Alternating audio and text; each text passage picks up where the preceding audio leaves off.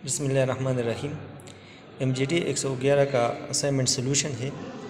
तो वो क्वेश्चन आप पढ़ लें और इसके बाद आप आंसर दें और कोशिश करें कि 150 अल्फाज से ज़्यादा ना हो।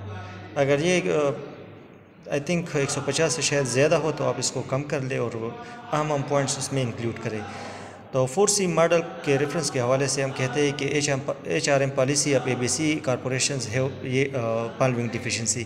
तो HRM policy of ABC corporations के ये डिफिशेंसी थे। नंबर 1, कंपिटेंस में हम ये देखते हैं कि ऑर्गेनाइजेशन के जो एम्प्लॉइज़ है वो अपने काम करने की सलाहियत रखते हैं या नहीं रखते। तो employees of ABC corporation are incompetent. ये इनकम्पिटेंट है अपने काम में क्योंकि वो अपने काम करना नहीं जानते और नहीं कर सकते हैं, क्योंकि उनको मज़ीद ट्रेनिंग की ज़रूरत है ताकि वो नई टेक्नोलॉजीज़ का इस्तेमाल जान सकें। इसे कोई पॉलिसी इंक्लूड नहीं की गई, ऐड नहीं की गई ताकि इसमें ये बात शामिल हो कि जो एम्प्लॉइज़ हैं उनको न्यू ट्रेनिंग और एडिशनल ट्रेनिंग प्रोवाइड की जाए ताकि वो न्यू टेक्नोलॉजीज़ के इस्तेमाल को समझ सके। तो इसी वजह से वो इनकम्पिटेंट है। दूसरा है कमिटमेंट, और दूसरा डिफिशेंसी कमिटमेंट है, क्योंकि एम्प्लॉय के पास नया स्किल नहीं है तो वो अपने काम के साथ कमिटेड नहीं है, और ना ही ऑर्गेनाइजेशन, क्योंकि उनको ये भी पता नहीं कि हमारे ऑर्गेनाइजेशन के जो ऑब्जेक्टिव्स है, गोल्स है, वो क्या है और इस ऑर्गेनाइजेशन के वजूद का मकसद क्या है। तो इसी वजह से वो अपने ऑर्गेनाइजेशन के साथ उनका कोई अटैचमेंट नहीं, और it resulted in quitting the job, और यही वजह है कि उन्होंने रिज़ाइन इस्तीफ़ा देना शुरू कर दिया। तीसरा है कंग्रुएंस का मतलब ये है कि ऑर्गेनाइजेशन के जो फ़िलासफ़ी है या ऑब्जेक्टिव्स है या गोल्स है और उसके एम्प्लॉइज़ के दरमियान एग्रीमेंट है या नहीं है।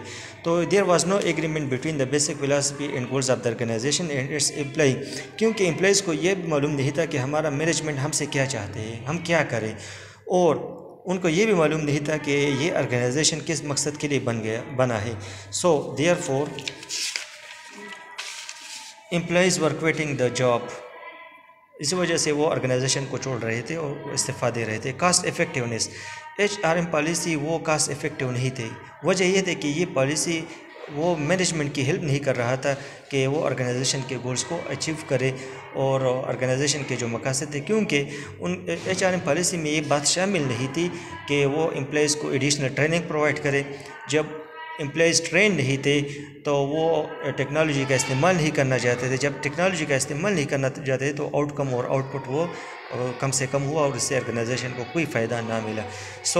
आप इसमें ये कर ले कि चेंजेस कर ले, उसको आप मुख्तसर कर लें, और जो 4C's क्या है मॉडल है HRM, और आप उसके रेफरेंस की बुनियाद पर हमने HRM पॉलिसी में जो डिफिशेंसी थी उसको निशानदेही की। आप इसमें चेंजेस करें और उसको सबमिट करें। अल्लाह हाफिज़।